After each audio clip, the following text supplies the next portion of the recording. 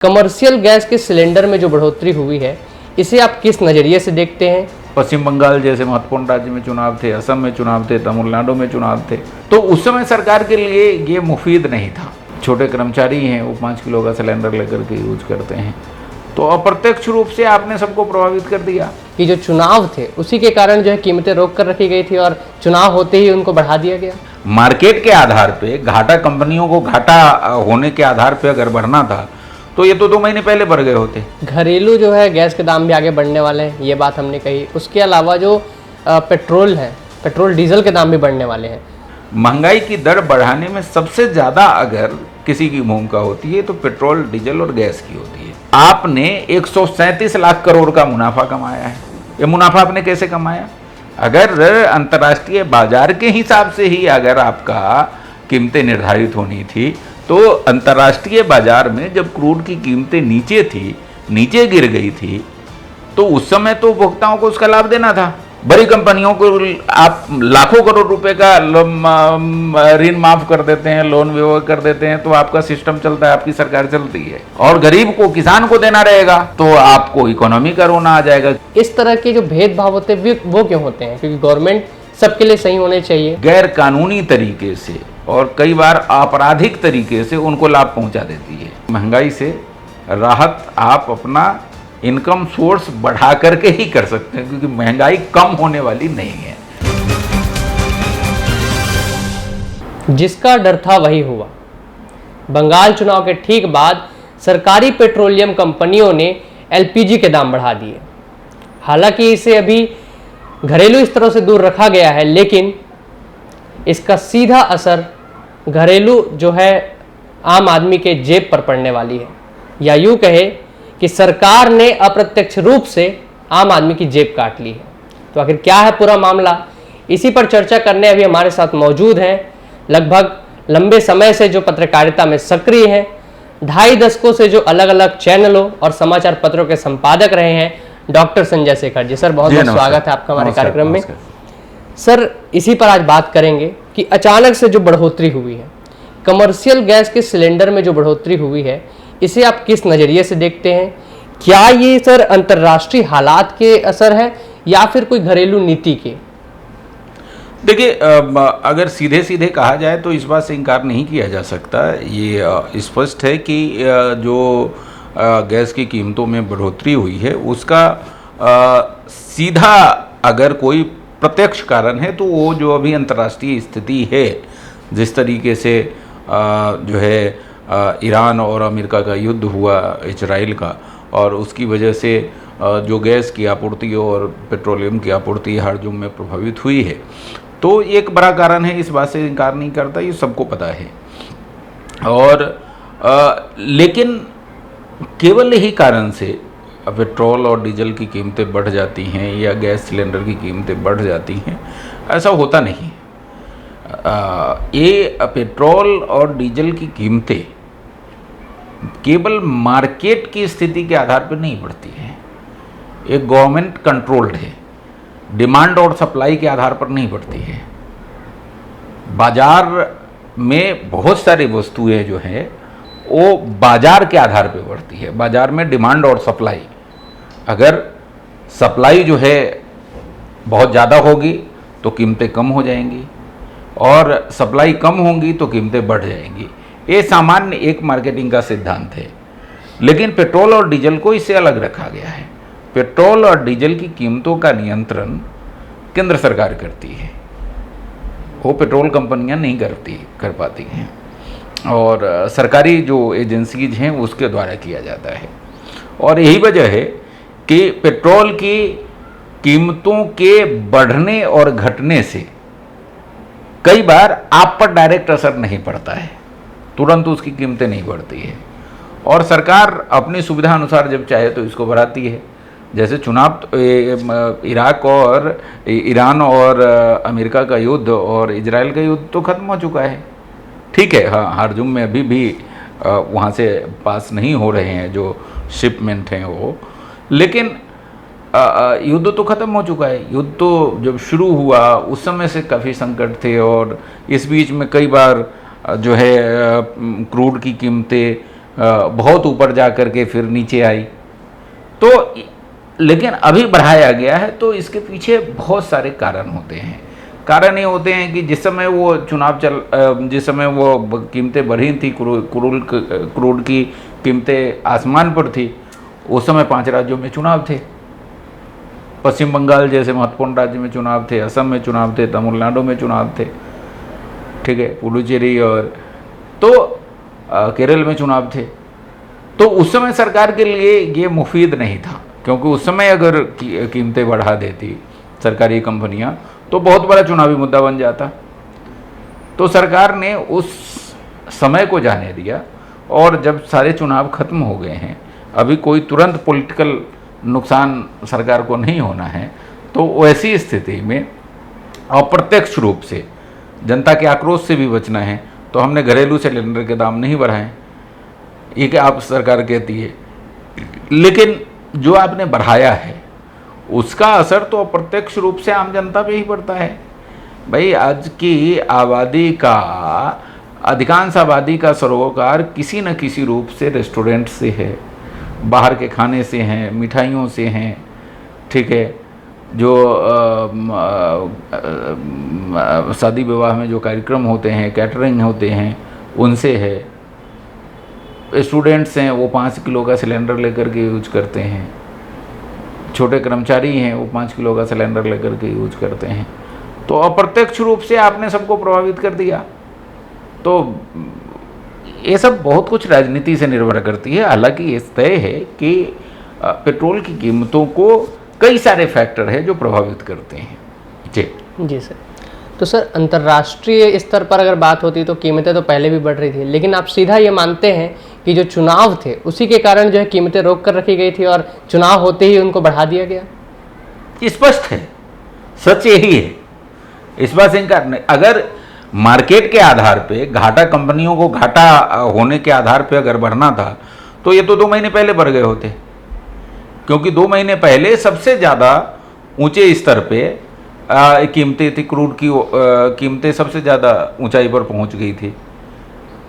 लेकिन अभी तो थोड़ा नियंत्रण में भी है, क्रूड की कीमतें ऊपर से हाईएस्ट से जाकर के थोड़ा नीचे आई है, उसके बाद आपने बढ़ाया है, तो ये तो बहुत ही स्पष्ट है। हालांकि मैं आपके दर्शकों को बताना ही चाहूँगा कि जो हमारा जो मैकेनिज्म है पूरा तेल और गैस का, ये कई सारे फैक्टर होते हैं, एक ही फैक्टर नहीं होता है। एक फैक्टर ये है कि अंतर्राष्ट्रीय बाजार में जो क्रूड है उसकी कीमतें क्या है, फिर उसके बाद इस पे भी निर्भर करता है कि जो आपका शिपिंग कॉस्ट है, ठीक है, बीमा शुल्क है, इसके अलावे जो आपका आयात ड्यूटी है, सीमा शुल्क है, एक्साइज ड्यूटी, वो भी है। अब अभी जो है हार्जुम में एक नया टैक्स लगा दिया ईरान ने कि भाई जो भी वहाँ से पास होगी उसको 1 पैसा उसको देना पड़ेगा, वहाँ पर लेवी देनी पड़ेगी। तो वो भी आपके कॉस्टिंग में जुड़ गया रेट के अलावे। फिर उसके अलावे है कि डॉलर की कीमतें अगर ऊपर नीचे होती है तो भी कंपनियों का घाटा जो है वो बढ़ने लगता है। डॉलर अगर मजबूत हुआ, रुपया कमज़ोर हुआ तो आपका घाटा बढ़ जाएगा। डॉलर कमज़ोर हुआ, रुपया मजबूत हुआ तो आपका जो है मुनाफा बढ़ जाएगा। ये भी एक फैक्टर है। इसके अलावा सरकारी जो नीति है वो बड़ा फैक्टर है कि सरकार आपको कितना कह रही है कि आपको रेट बढ़ाना है, कितना नहीं बढ़ाना है, उस पर सब्सिडी कितना देना है।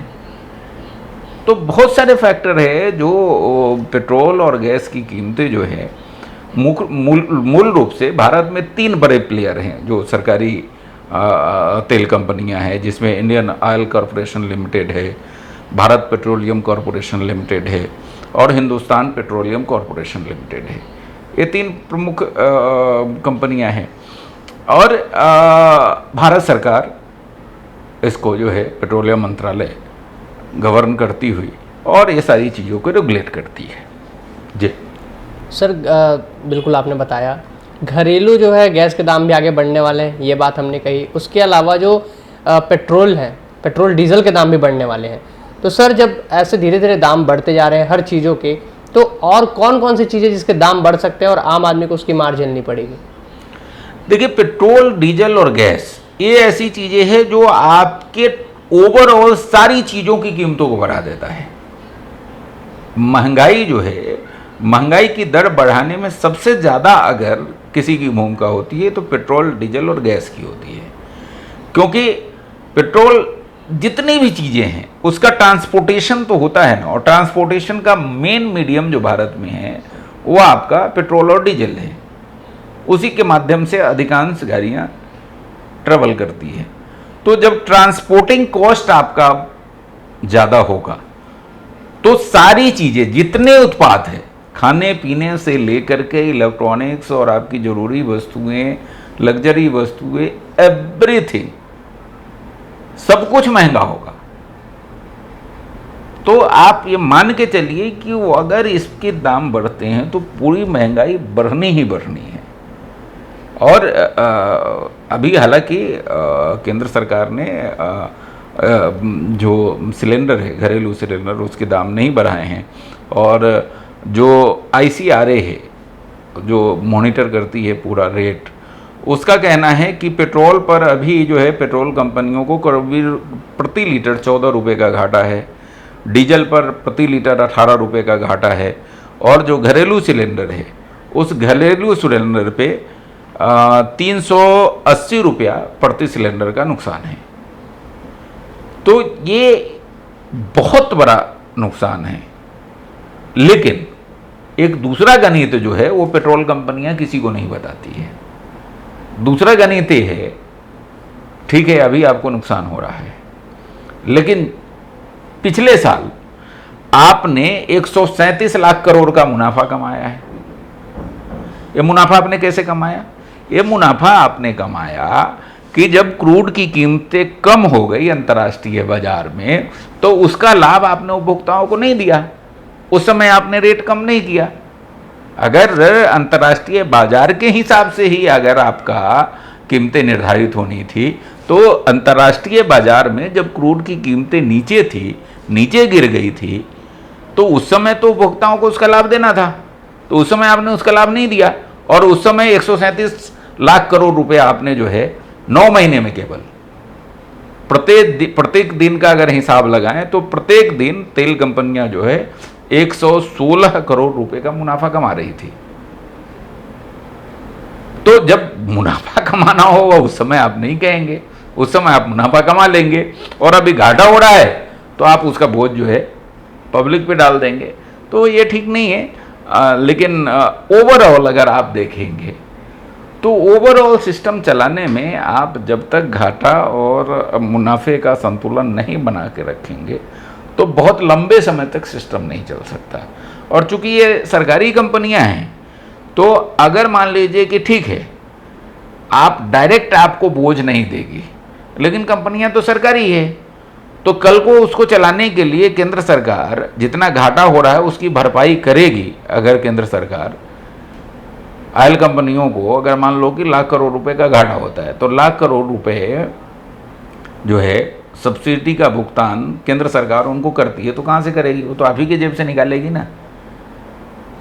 तो प्रत्यक्ष या अप्रत्यक्ष किसी भी रूप में इसका भार आम आदमी पे ही आना है, इसमें कोई शक नहीं है। लेकिन एक दूसरा फैक्टर है। दूसरा फैक्टर ये है कि भाई ये बोझ केवल आम आदमी क्यों उठाए? बड़े लोगों को तो आप खूब छूट देते हो। केंद्र सरकार का पार्लियामेंट का आंकड़ा है कि 2014 से लेकर के 2024 तक, 2014 से 2024 तक केंद्र सरकार ने करीब 55 लाख करोड़ रुपए, 55 लाख करोड़ रुपए का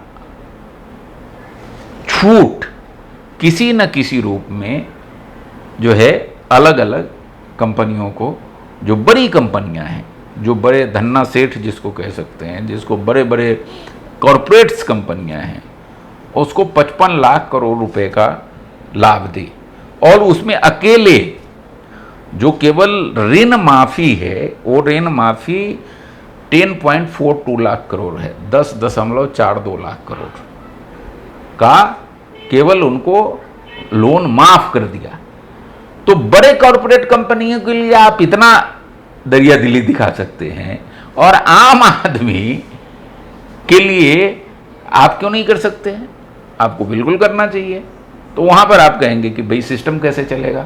बड़ी कंपनियों के लिए आपका सिस्टम चल जाता है, बड़ी कंपनियों को आप लाखों करोड़ रुपए का ऋण माफ कर देते हैं, लोन वेवर कर देते हैं, तो आपका सिस्टम चलता है, आपकी सरकार चलती है। और गरीब को, किसान को देना रहेगा तो आपको इकोनॉमी का रोना आ जाएगा कि इकोनॉमी कहाँ कोलैप्स हो जाएगी। बड़े लोगों के लिए इकोनॉमी कोलैप्स नहीं होती है, केवल इकोनॉमी कोलैप्स होगी गरीब लोगों के लिए, किसानों के लिए। ये ठीक नहीं है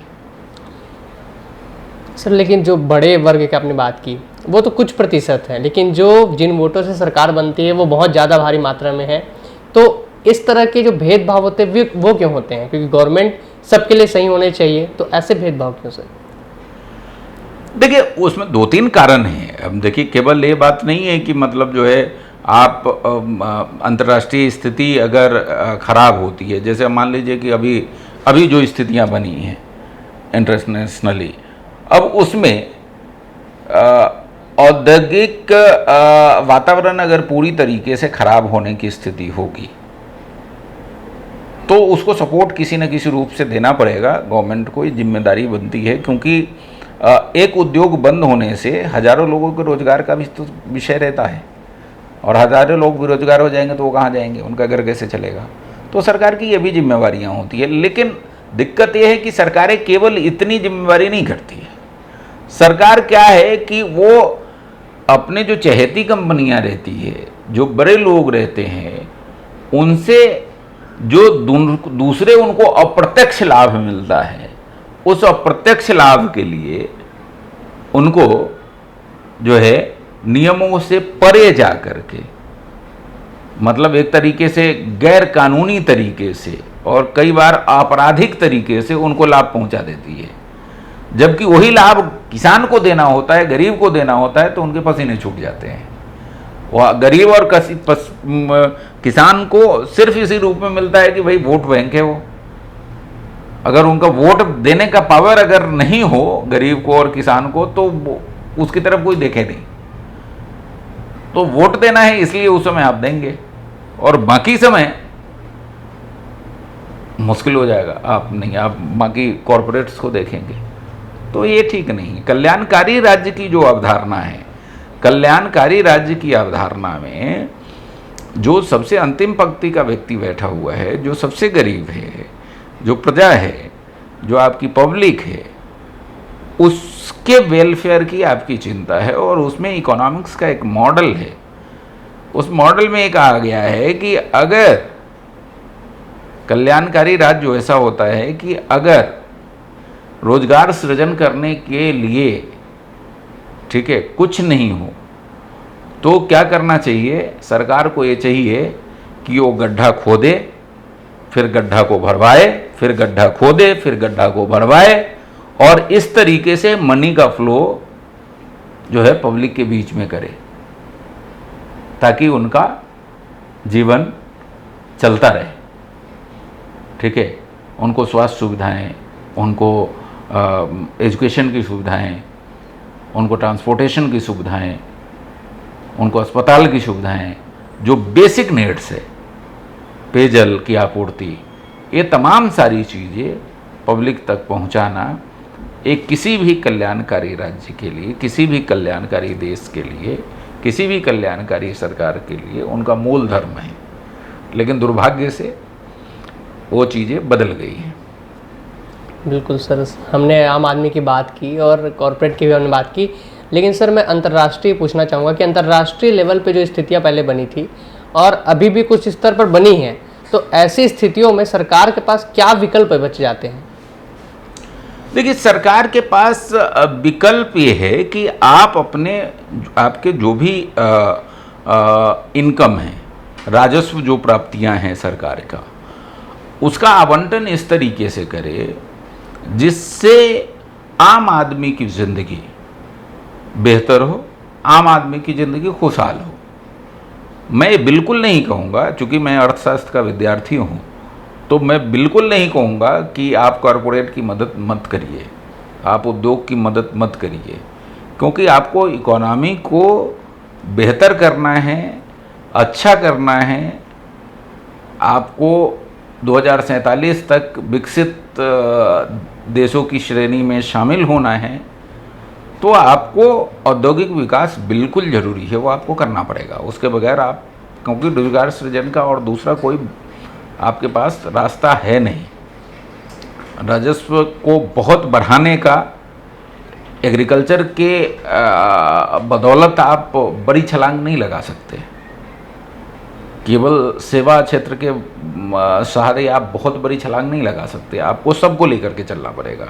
आपको एग्रीकल्चर भी, रूरल इकोनॉमी भी, आपको इंडस्ट्रियलाइजेशन भी, आपको सेवा क्षेत्र में भी अच्छा काम करना पड़ेगा। तो आपको जो प्राइमरी, सेकेंडरी और टर्शियरी जो सेक्टर है, आपको तीनों को लेकर के चलना पड़ेगा। और वैसी स्थिति में आपको, लेकिन आपका एक संतुलन होना चाहिए, और संतुलन ये होना चाहिए कि आप औद्योगिक विकास को बिल्कुल प्राथमिकता दीजिए, निवेश को बिल्कुल प्राथमिकता दीजिए, ठीक है। कई लोग अदानी अंबानी का विरोध करते हैं, मैं बिल्कुल नहीं कहूँगा, क्योंकि वो भी तो हमारे देश के ही लोग हैं। उनकी समृद्धि अगर होती है तो निश्चित तौर पर देश का नाम भी होता है, बहुत सारे लोगों के रोजगार भी उनके लिए पैदा होते हैं, लेकिन आउट ऑफ जो हमारे लॉज हैं उससे बाहर जा कर के नहीं। अवसर सबके लिए होना चाहिए, अवसर केवल अदानी अंबानी और बाकी के लिए नहीं, अवसर एक आम आदमी के लिए भी होना चाहिए। निवेश आप बुला रहे हैं तो केवल बड़ी कंपनियों को बुला रहे हैं, आप जो आपके गांव के लोग हैं, आपके प्रदेश के लोग हैं, आपके देश को लोग हैं, उनको भी मौका मिलना चाहिए। जिसके पास कम पूंजी है उनको भी मौका मिलना चाहिए, और जो गरीब है उनको केवल वोट बैंक ना समझा जाए, उनके भी विकास का रास्ता 2047 तक अगर विकसित भारत का सपना हमको देखना है और उसको पूरा करना है, तो जब तक आम आदमी सक्षम नहीं होगा, जब तक वो जो है इकोनॉमी में योगदान देने लायक नहीं बनेगा, आप उनको वोट बैंक और केवल वो महीने का 5 किलो चावल और महीने का 1000 रुपया दे करके बना करके रखेंगे उनको, तो फिर तो विकसित भारत का सपना सफल नहीं हो पाएगा। आपको उनको सक्षम बनाना पड़ेगा, अच्छा एजुकेशन देना पड़ेगा, उस पर सब्सिडी देने की ज़रूरत है तो बिल्कुल देनी पड़ेगी, ताकि वो सशक्त बन सके, सक्षम बन सके, ज्ञानवान बन सके। जो आज की दुनिया है उसके साथ कदम ताल करने के लिए वो शैक्षणिक रूप से और मानसिक रूप से तैयार हो सके, वो आपको बनाना पड़ेगा। और उसमें अगर आपको इन्वेस्टमेंट की ज़रूरत होती है तो वहाँ पर कटौती नहीं हो। वहाँ पर आपको ये नहीं देखना चाहिए कि भाई हमको इंडस्ट्री में इतना सब्सिडी देने की ज़रूरत है, पहले सब्सिडी यहाँ ह्यूमन रिसोर्स पर आपको इन्वेस्ट करने की ज़रूरत है, क्योंकि आपका ह्यूमन रिसोर्स बेहतर होगा तो इंडस्ट्रियलाइजेशन भी बेहतर होगा, आपका सर्वांगीण विकास होगा, सेवा जो क्षेत्र है सर्विस सेक्टर उसका भी डेवलपमेंट होगा, एग्रीकल्चर सेक्टर भी बहुत बढ़िया होगा, क्योंकि जो लोग पढ़ लिख करके अभी एग्रीकल्चर सेक्टर में आ रहे हैं बहुत अच्छा कर रहे हैं, तकनीक के साथ जो काम कर रहे हैं एग्रीकल्चर सेक्टर में बहुत अच्छा कर रहे हैं, तो आपको वहाँ भी इन्वेस्ट करना पड़ेगा। तो ये जो पूरी आबादी है, देखिए बड़े कॉरपोरेट हाउस कितने हैं, कितनी आबादी है उनका, टोटल पॉपुलेशन में कितना है, उनके बरक्स अगर ये जो करीब करीब 95% आबादी है, उनको अगर आप सक्षम बना देंगे और उनका कंट्रीब्यूशन जब जीडीपी में होगा, इकोनॉमी में उनका कंट्रीब्यूशन जब होगा, तो आपका सपना अपने आप पूरा हो जाएगा, आपकी इकोनॉमी अपने आप बूस्ट हो जाएगी। तो वहाँ पर इन्वेस्ट करने की ज़रूरत है, और वैसी स्थिति में आपको ये नहीं कि भाई इसमें कटौती कर लो उसमें कटौती कर लो। बिल्कुल सर, एक आखिरी सवाल जी, इसके बाद हम इस कार्यक्रम को ख़त्म करेंगे। सर आखिरी सवाल ये है कि जो हर एक आम आदमी का सवाल है कि आगे उनके लिए राहत होने वाली है महंगाई से, या फिर ये महंगाई का दौर और भी बढ़ता चला जाएगा? देखिए, राहत होने का बहुत ज़्यादा संभावना, चूंकि मैं इकोनॉमिक्स का विद्यार्थी हूँ तो मुझे तो नहीं दिखती है। समय के साथ जो अभी अंतर्राष्ट्रीय परिस्थितियाँ हैं उसमें आपको महंगाई के लिए तैयार होना चाहिए, रहना चाहिए।